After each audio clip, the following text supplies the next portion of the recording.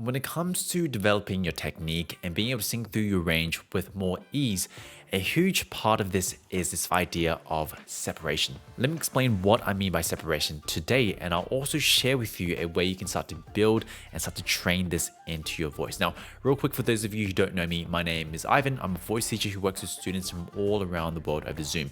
And really on this channel, my goal is to make learning how to sing as simple and as easy as possible. So if that is up your lane, consider subscribing wherever you are joining me from. If you're interested in working with me privately, I've got some links down in the description as well. And if you want to inspire our next episode, let me know down in the comments below what you want me to talk about. Now, last week I actually covered this concept of separation in a live format in a Zoom lesson with one of my students. So if you want to see this in action, if you want to see, someone get coached through this, then after this episode, make sure to go back and watch that one as well. But for today, let's start here. What do I mean by separation? Singing involves a lot of different muscles. There are muscles that regulate the airflow. There are muscles that bring our vocal folds together. And there are also muscles that stretch and thin out our vocal folds that allows us to change pitch. Now, the fundamental challenge for most singers is this. How do I change pitch? How do I stretch those vocal folds and thin them out without anything else changing? Because think of it this way. For most of us, as we start to kind of navigate a bit higher, as we start to go through our range a bit more, we start to add things or we start to change things. Maybe we start to push through a lot more air. Maybe we start to kind of get those chords to close harder and harder and tighter and tighter. Or maybe we start to kind of like add random things with our posture, change the shape of our mouth. And at its root, it's because we can't isolate and separate only the engagement of the muscles that stretch and thin out the vocal folds.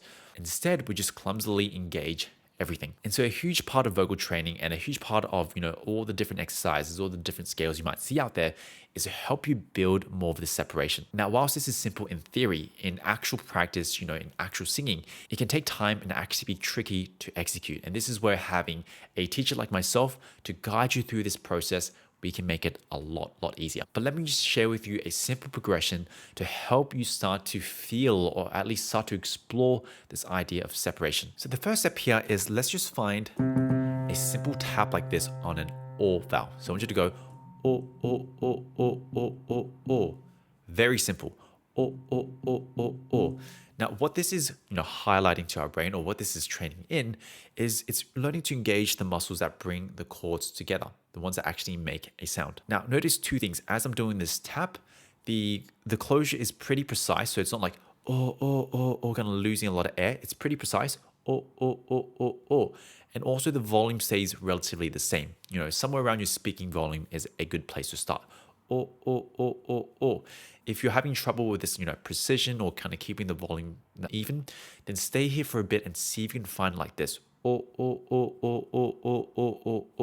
See if you can stay here first. Now, the second step here is let's add a bit of like a tap and scoop kind of motion, kind of like this.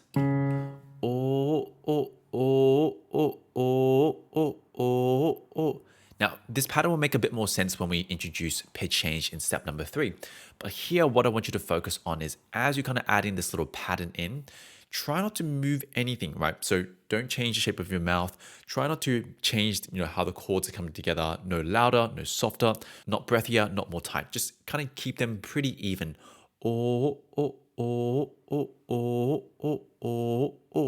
See if we're going to repeat this pattern and just kind of lock it down, because now we're going to introduce pitch change again. And it will sound a bit like this.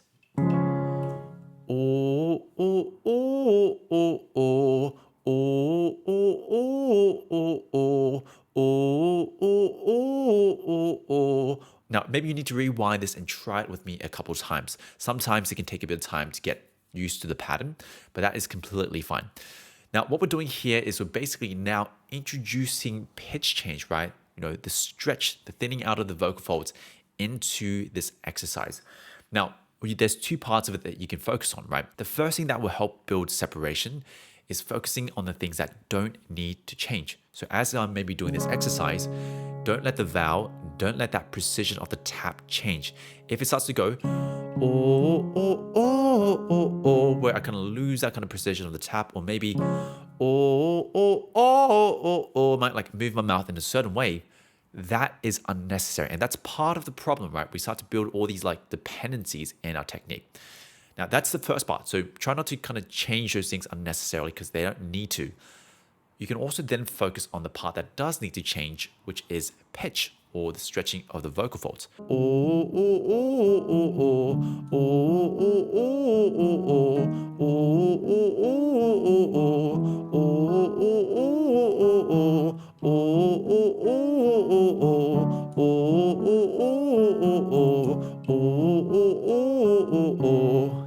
Now, some of those reps are better than others, but generally what I'm doing here is I'm trying to change pitch. I'm trying to get that pitch change to happen without anything else moving.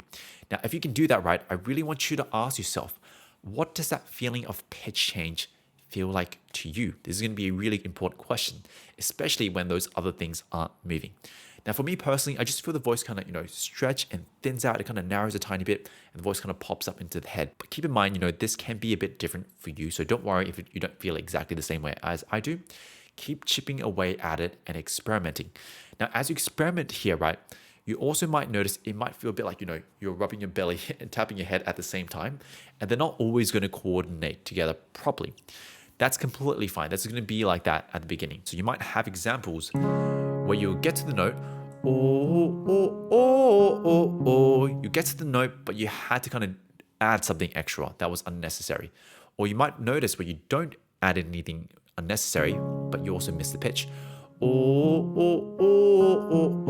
kind of end up falling flat. Now, ideally, see if you can get both of them.